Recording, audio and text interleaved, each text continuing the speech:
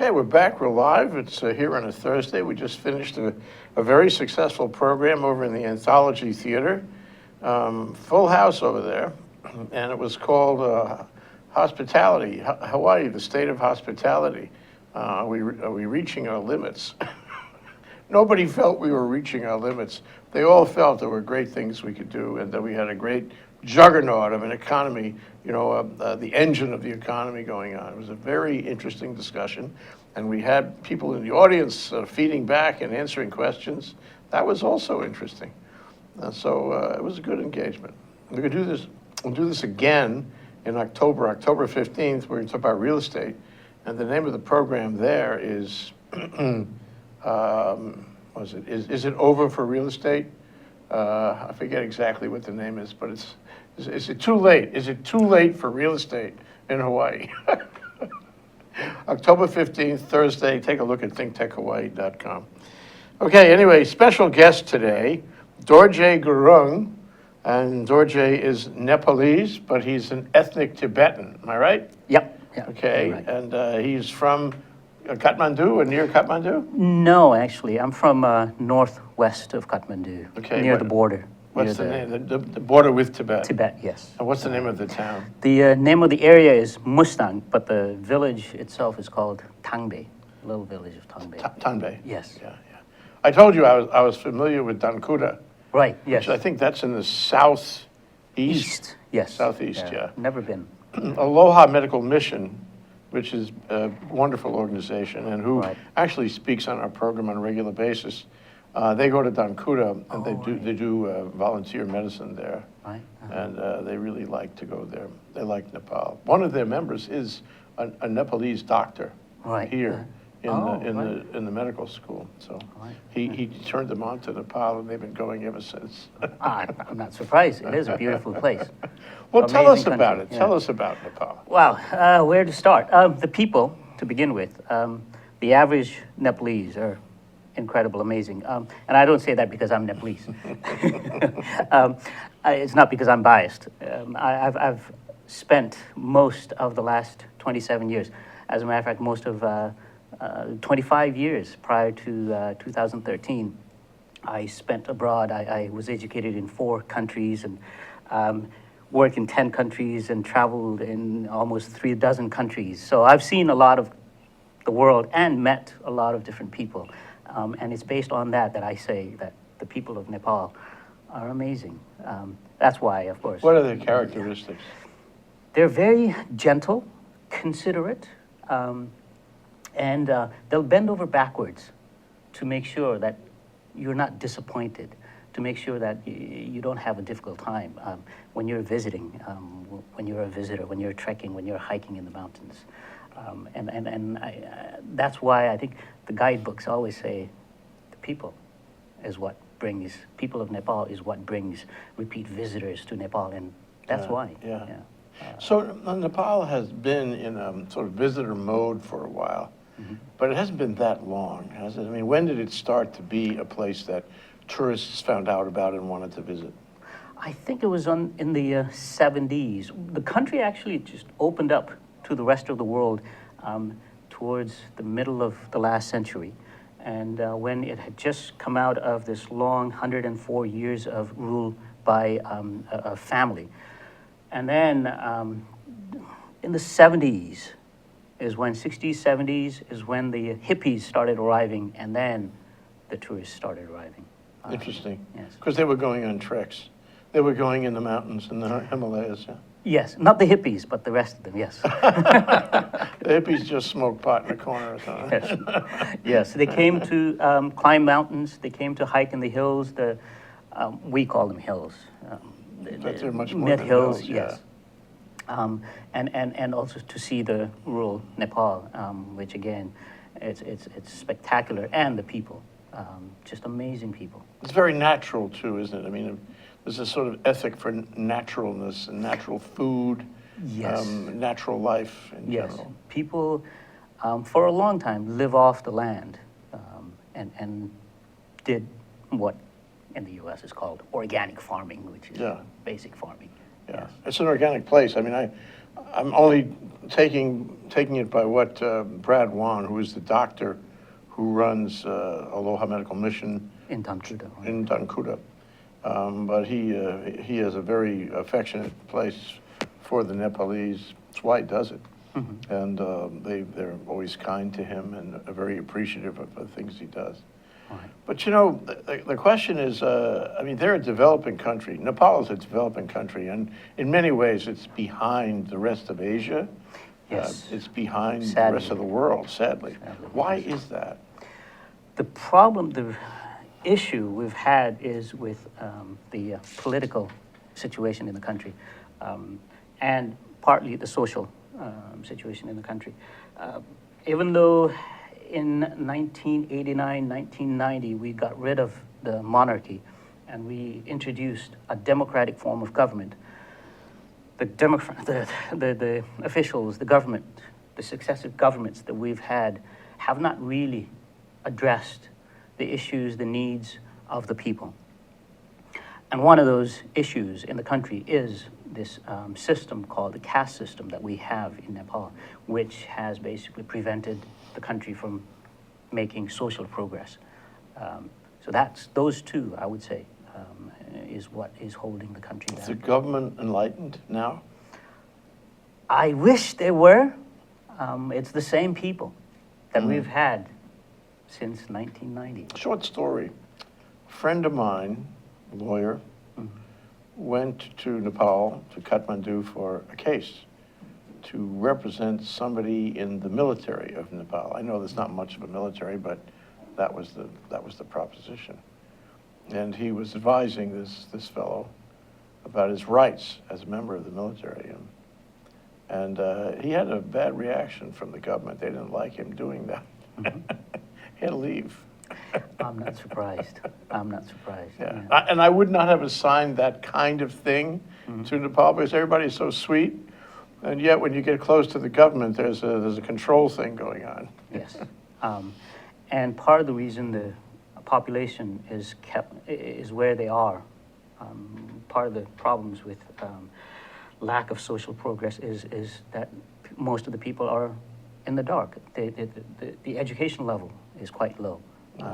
They are aware now, considerably more aware of what's happening, but their lack of education also works against them, sadly. But it's changing. I wish I could say that. It's changing, but very, very slowly. Not as fast as I would like it to change. Yeah. Well, let's talk about you. You Right. seem to be the exception rather than the rule. And so I want to explore how you got to where you are right now through all those countries and all those schools and whatnot. What happened? What was going on there? Well, I was lucky. I ended up at a Jesuit school in Kathmandu. To make a long story short, when I was at the Jesuit school, the teachers that I had North American teachers, fathers and Canadians and American teachers who came and taught us, and they basically opened my eyes up. And that's when I was in 5th grade is when I decided I wanted to go abroad to study, and ended up in Italy as a scholarship student for 2 years, and then ended up in Grinnell, Iowa as again a scholarship student. Italy, Grinnell, Iowa. Yeah. Rome, They're undoubtedly. the same. You know. You know. Nepal, you know. Natural progression, yes. While I was studying in Italy and the U.S., and then started, and I went and did 15 plus years of international teaching. While I was doing all of that, I'd always told myself I would go back home to give back to the country, because I came from a community that was, we didn't have educational background. We didn't have educational history within my community, within my family. And we were quite poor. And in Nepal, we were characterized as backwards. So all this time I'm abroad,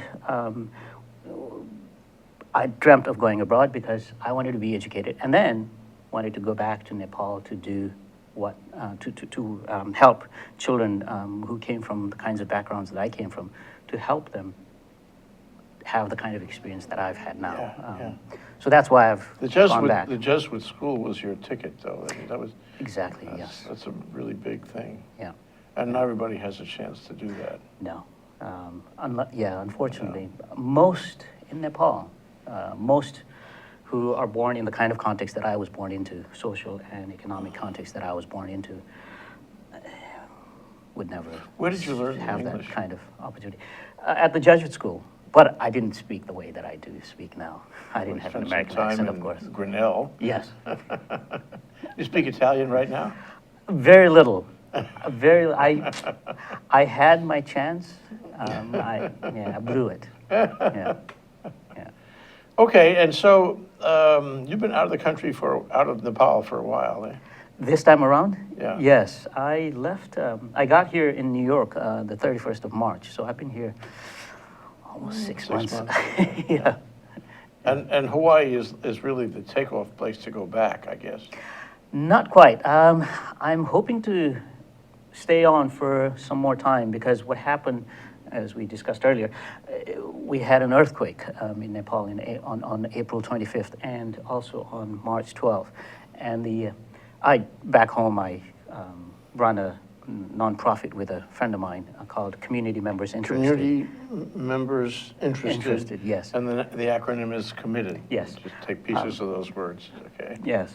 We work with public schools in Nepal, and we help them with resources. We would help them build libraries, computer labs, science labs, help them with infrastructure and so on. And the main thing we were trying to set up, we were trying to help these schools with is what's called a social business for education.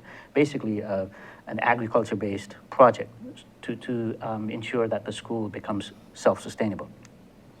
And then the earthquake happened. Are you a founder of this organization? No, I'm not the founder. My friend Jay, who I go back all the way to second grade, he founded, yes. And so you got involved because you knew him?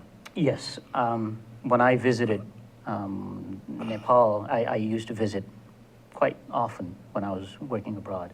One of those times I visited, he took me to the village and saw the area, saw the school, met some of the people, the students. So that's what we were doing until the earthquake. And there are 5 schools we work with in this little village of Tangpalkot. And most of the schools have lost most of their infrastructure and resources. So I'm here, I've extended my stay to try to promote the work I do, promote the work we do, and to raise funds to basically rebuild the schools. Hold a second, we're going to have a break. That's Dorje Gurung, and he is with Community Members Interested, acronym committed. And this is ThinkTech Asia, and I'm calling the show Picking Up the Pieces in Nepal. We'll be right back after this short break. Aloha, this is Alice V. Hagen from ThinkTech Hawaii Business Education Spotlight. My show is a bi-weekly show on Thursday from 3 to 4 p.m. We invite interesting people, entrepreneurs, fascinating leaders who contribute to the social economic well-being of our state. Please tune in to my show, Business Education Spotlight, ThinkTech Hawaii, bi-weekly, Thursday, 3 to 4 p.m. Aloha. Aloha, this is Reg Baker, and I am the host of Business in Hawaii.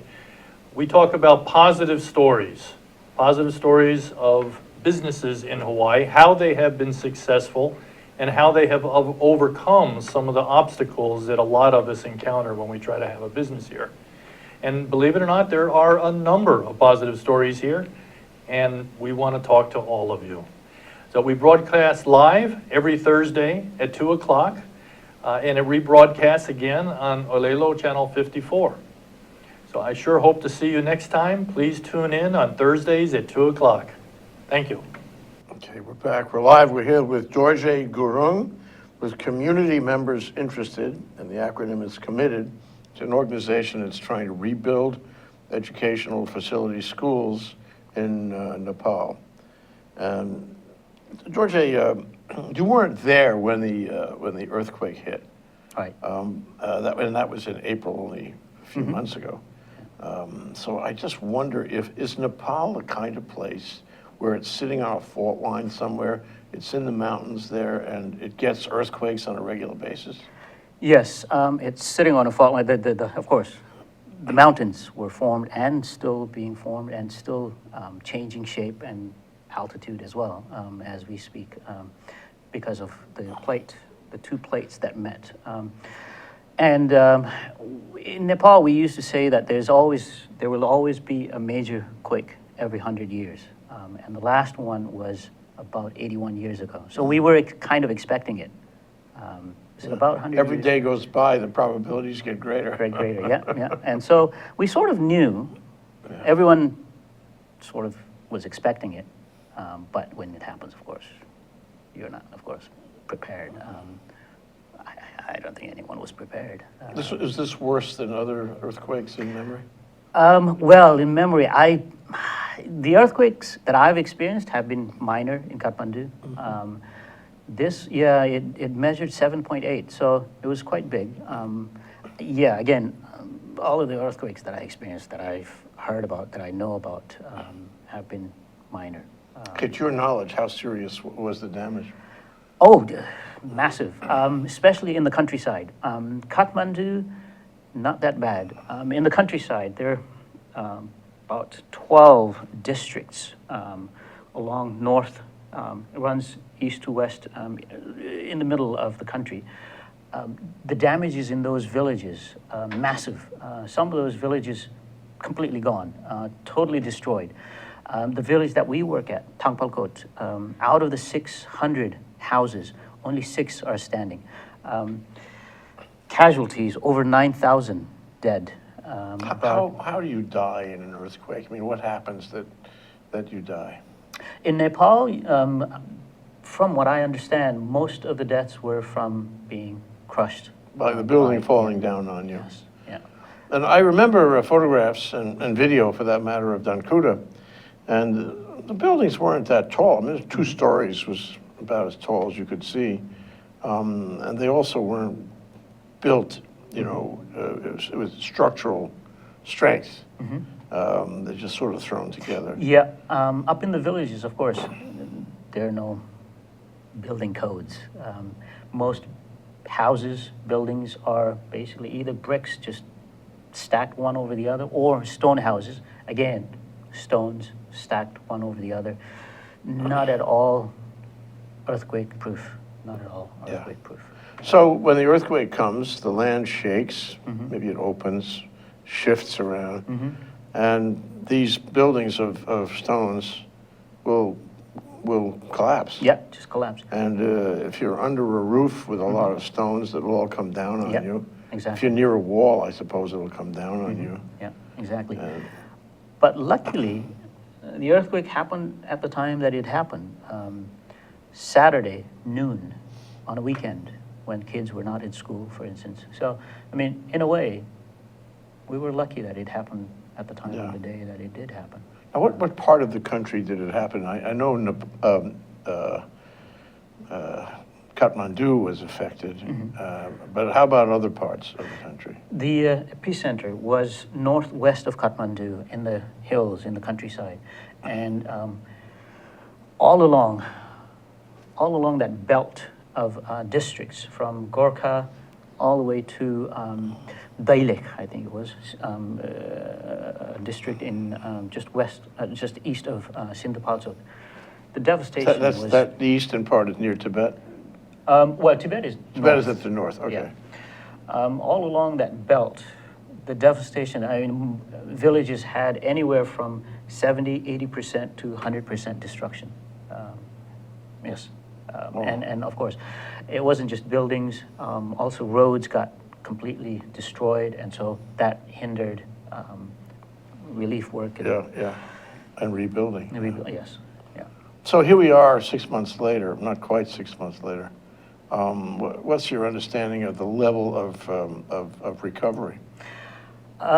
What I've read so far, all indications are that the reconstruction process really hasn't begun. The work that's been done by, and this is quite amazing, and this is, I I love this fact.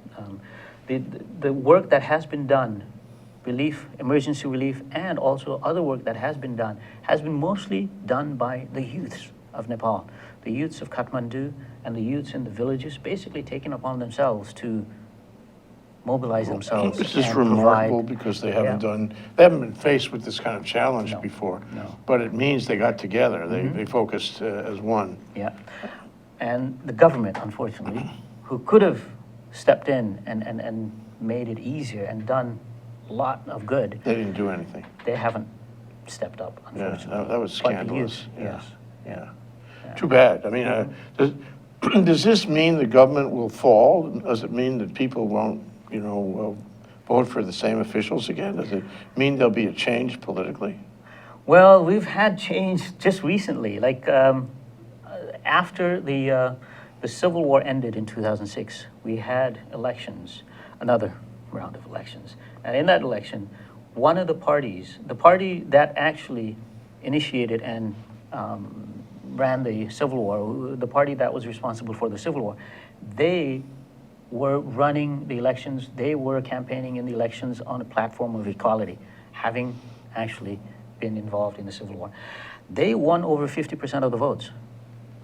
That was 2007. And recently we had another set of elections in November 2013, and they got a beating. Their votes went from 52% to about 15%.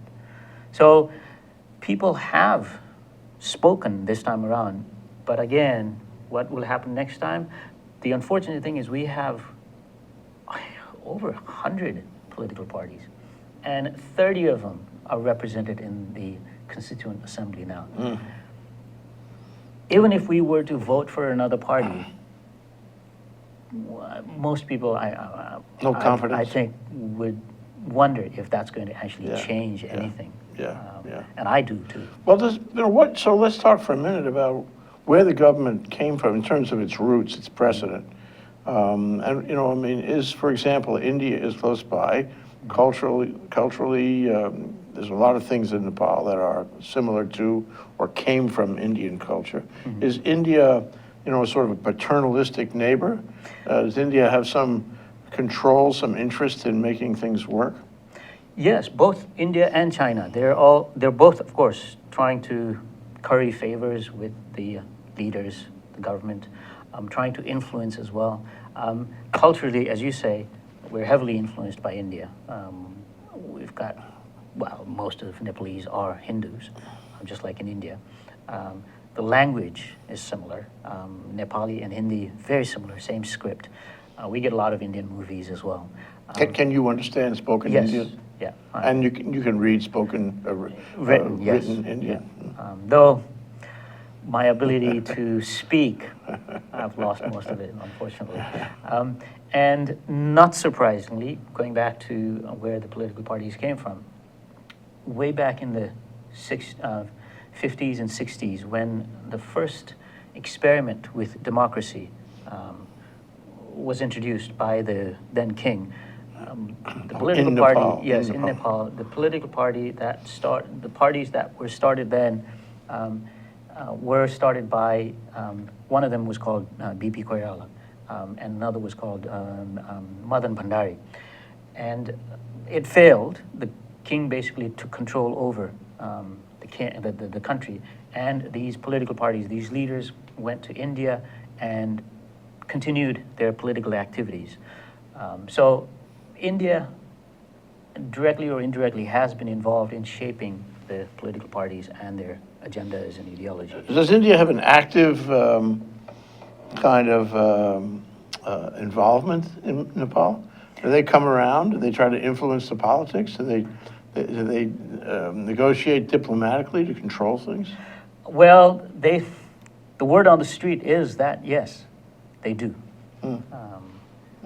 Yes. Well, I'm sorry to hear it, but on the other hand, that India should be a champion for you. India should be helping you. Did India help in the earthquake? Yes, India and China, they both helped. They sent in personnel, they sent in materials. Yes, both India and China, as I understand it. Was it enough? Did the U.S. help? Most countries sent in personnel, sent in materials, and have also pledged over $4 billion.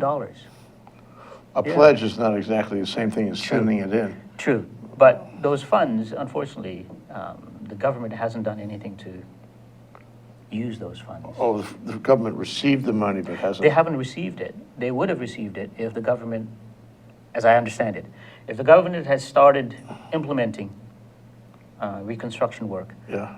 then they would have probably They lost the received confidence funds. of the Yeah. people who were willing to give the, Yes. oh, that's too bad. Yeah, the government did set up a reconstruction authority, but they've not, as far as I know, they've not done anything, even until now.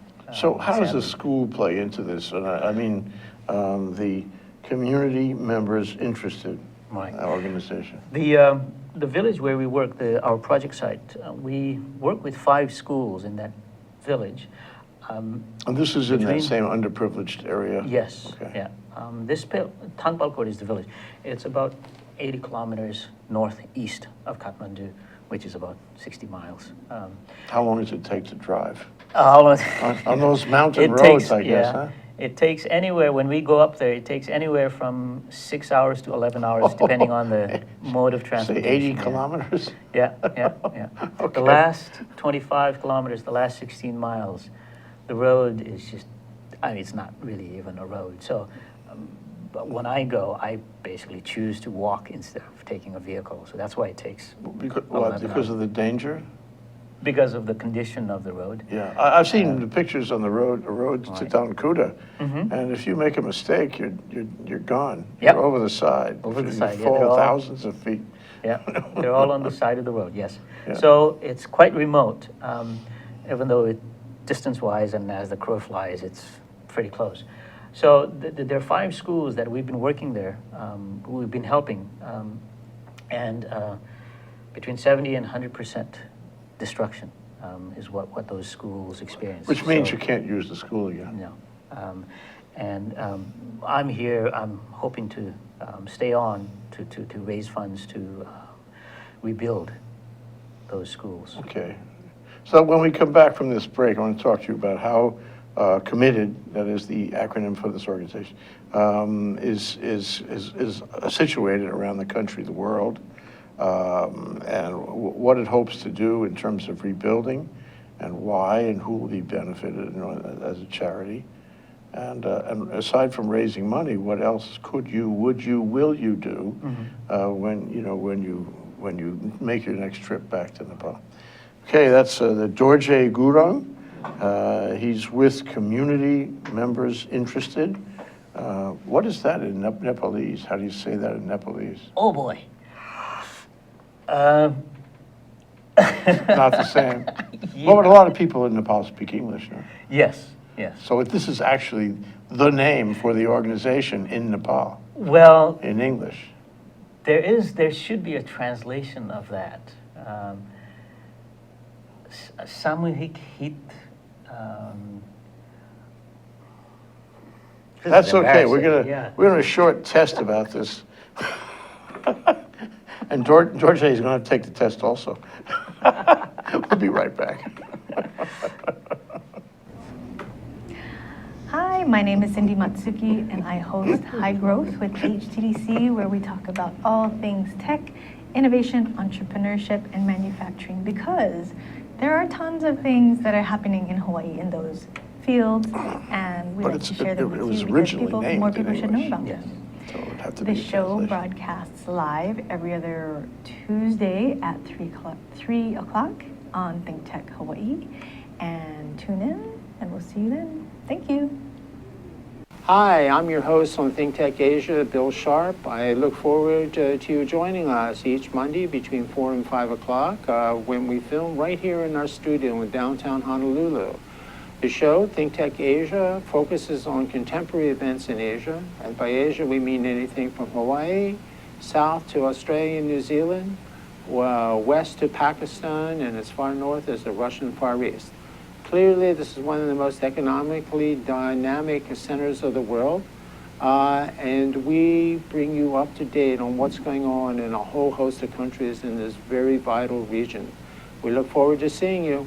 Aloha. Jay, a minute ago, would I like it in this little town? With the town that's 70% destroyed. Would I like it? I mean, say it's rebuilt now, but would I like it? Well, it's a beautiful place. It sits on a hillside, and you've got hills on one side, and then just beyond are mountains. For us, hills are green, filled with trees, no snow. Mountains are white and snow-capped. And then on the other side, you've got the valley below you. The river is flowing Lush. down into the valley. Yeah. Beautiful, quiet, peaceful. The air quality is amazing. And you'll appreciate air quality if you live in Kathmandu when you go to these places, because air quality in Kathmandu. I remember the Aloha Medical Mission they tried another town I think it was on the west side of the country, and it was a plain. And the local convention was burning garbage in the open air. And there was an inversion so that the air just stayed there. And they didn't realize that burning garbage, they're going to be living in garbage fumes on a regular basis, and they were. It was really hard for my friend to take. So, I mean, but if you get up high and there's mountains around and breezes flow through the mountains and weather, it'll be clear and clean. Yeah. How big is Nepal in miles? Let's see. It's about 100 kilometers wide and about 800 long. Really worn and thin. approximately. Yeah. And how many people not live that there big. altogether? Lots of people. Something like 28 million. That's a lot for a small area like that. Yeah. Well, anyways, okay, so going back, 5 schools, find the money to rebuild the schools. Right. And is it expensive? I mean, I know that it's hard to get the building materials over the mountains because the roads are bad, but very bad. Not a little bad, but a lot bad. But the labor in the village is probably cheap. Yes. And to rebuild the schools, and everybody will know what to do. Although this time maybe they'll use some steel. Still, well, the idea is that it would be earthquake resistant. Yeah. Plus, we would create an area in the school that could also function as a crisis center for the future as well. So it becomes more than just a school. Exactly. Yeah. Yeah, and that's for future earthquakes, maybe. Yes. Yeah. Or who knows what. And whatever. Yeah. Other. So this is very important to that community. Schools, am I right to say that schools in these villages are very important institutions? Yes. Being an educator, and coming from the kind of background that I came from, but having had the opportunity that I've had, education, to me, is the only way out, as far as I can say. Well, explain The that only to way me. out What do you mean? of the Out kind of- for the individual, but also for the individual, country and the community, yeah. right? So how does it work? I mean, what would the resumption of education in this town mean? And what would the resumption of education around all of Nepal mean for Nepal? Firstly, education would allow them to be able to take control of their lives. For a vast majority of the Nepalese, because they don't have education, they are not able to take control of their lives. A lot of them, because of the system that we have, the caste system that we have, a lot of them are born into, they slot into these Social slots. yes, Yeah. this social ladder. Castes. And exactly, and they're stuck there because of their birth. And it's only through, there's nothing else you can do to extricate yourself from that and move up. There's nothing you can do to move up the ladder. What's your caste? Except education. What's your caste? This is kind of strange. I'm a Buddhist. Because I'm ethnic Tibetan, I'm a Buddhist. But because I'm Nepalese, the Hindus also slot me into the Slot caste you, system. even though you're not a Hindu. That's cute. Because I'm Nepalese. Everybody's got to have a place. Exactly. Otherwise, how do you control a society, right? So I slot into the towards the bottom of the third caste. So there are four castes. The bottom, fourth caste. The fourth caste is At the untouchable, bottom. Yes, some just of like them- in India. Yes, yeah, yeah. That's really old-fashioned. I'm sure you agree Yes, with me. it is, But- and that's something that I'm fighting against as well. Yes. So, and for me, education holds the key. If they're able to educate themselves, they will have considerably more opportunities than they would if they're not educated. Yeah. Education, for me, holds the key for social movement So- advancement. In terms of priorities, then, it sounds to me like what you're saying is the thing with the castes has got to go because it holds people back. Back. It's anti-education. And if you're going to have education, your first mission is to get rid of that because then your educational possibilities are better. Yes. Okay, the second thing is let's fix the government. Let's actually do stuff.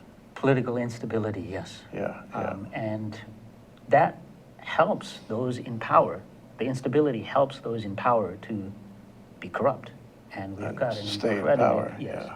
corrupt system. Yeah. But again, going back to education, if sufficient people are educated, they'll be able to change the system. Right now, the percentage, according to 2011 census report, the percentage of those Nepalese that have 12 years of education, Small. very small, less than Yeah. 10%. Yeah. You absolutely need to have that if you want to be part of the global society these days. Otherwise, you're just a developing country and you don't go anywhere. Yeah. And I mean, it's a wonderful thought to think that you could do this inside. You know, you don't need Jesuits even. You can do it all by yourself. Right, yeah. That's what I'm hoping I'll be able to Yeah. do anyway. So, okay, so the first part of the mission to raise the money, rebuild these 5 schools. It's in a sense, it's a modest goal, and start teaching there again. And these schools are what, grade schools, kindergarten to high school? There 2 are K through 10, and then the other 3 are elementary schools. So when they're rebuilt, then the regular educational season will start again. And We will. until that time, will there be any education in this town? There is, because we've helped set up what's called temporary learning centers. These are basically tin structures, tin roofs, tin walls. Anything will do, yeah.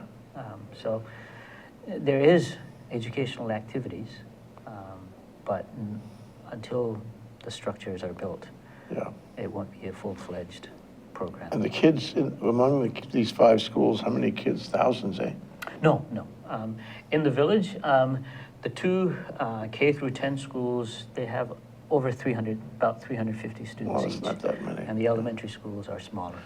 So are you, I mean, I'm really impressed with your education Right. and your way of thinking. And I'm wondering, when it's done, when the schools are rebuilt, when you have the money and you organize the labor, whatever it is, are you going to go back and teach in the schools? As much as I would love to go back to being a teacher, I can't stand grading. You heard it here. It's a global phenomenon. Teachers love to teach, but they don't like to grade.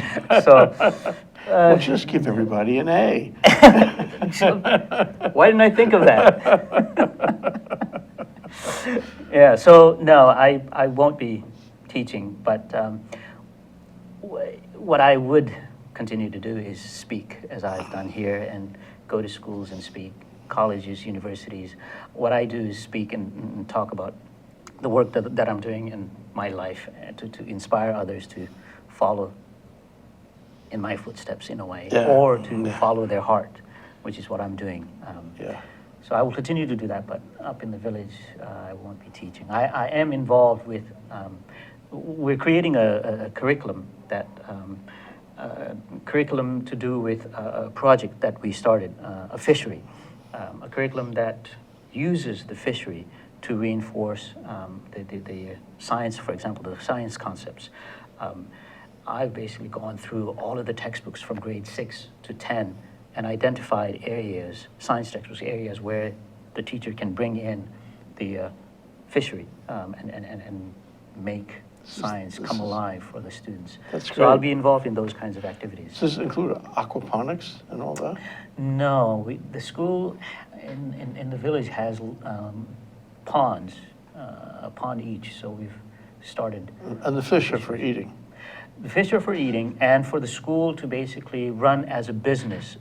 And once the school starts making a profit, then the school becomes sustainable. They can run the school with that profit so that they don't have to continue to depend on us providing funding. Yeah, well, I just got a point though, does these schools get money from the government? Most schools in the world do. They do, but it's not enough. Again, going back to corruption, what they're supposed to get wouldn't be enough to begin with, and they don't even get that. They get even less. And some of these schools, actually most of these government schools, I've been told, they don't even get enough money to pay the salaries of the teachers. So that's not going to work very well. So when you talk about raising money, obviously a place like the U.S. is a fertile place to raise money, especially for Nepal, because I think most people in the U.S. like Nepal. They consider Nepal very benign and kind and, kind of nice people, as you say. Is there money elsewhere? I mean, would you try to raise money in Nepal itself, or is there no money there? Well, there is. We've raised money from Nepal, in Nepal as well. There are organizations that fund not-for-profit organizations in Nepal, international organizations, and also we've finance companies, banks in Nepal. They also fund You want to make projects. help the community. Yes, yes. And so, yeah, there is some money in the country itself, in Nepal itself, which we have tapped into. And with Committed, we are a 501 registered charity in the U.S. as well. So that's partly why I'm here. That's partly why I've decided to. But you can do more important. You can really provide what's necessary by being here Yes. and raising money. So what is the 5-year plan for you, actually, Dorje? Where do you see yourself going in terms of working for the Committed organization, returning, raising money elsewhere, raising money for other organizations, maybe also who do the same thing? I'm pretty much tied to Committed, and plus raising money for Committed and working at that school. 5 years down the road, one of the things we're already looking at, one of the things Committed is already looking at is helping schools in the neighboring, what we call VDCs. Tangpalkot is the VDC we School work district. at. We call it Village Development Committee. I don't know how Okay. they It's came up not with a that. whole village, or is it a? It's made up of little villages. So Oh. Tangpalkot, there are 9, would have been villages, but now there are 9 communities. Yeah, They all okay. belong to Tangpalkot. Okay. And so we're hoping to expand our programs into the neighboring 5 VDCs, and all of those VDCs also suffered considerably. Some of those schools in some of those, a few of those VDCs lost everything. So that's something we're looking at. That's something that I hope to work on, expand our programs.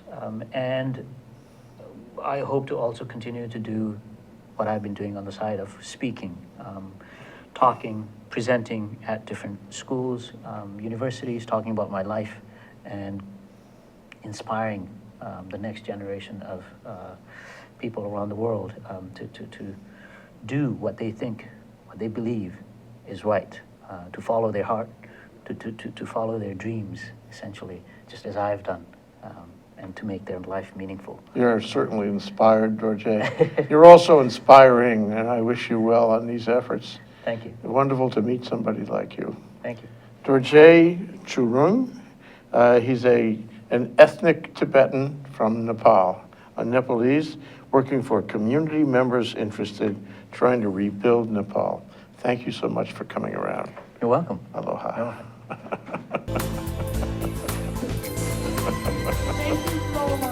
All right.